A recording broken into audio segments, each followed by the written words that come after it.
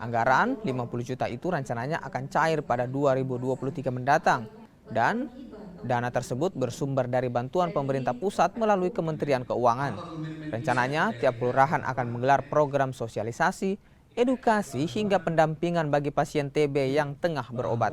Sepanjang tahun 2022, Forum Multisektor Eliminasi TB mencatat hampir 22.000 suspek TB di Kota Makassar.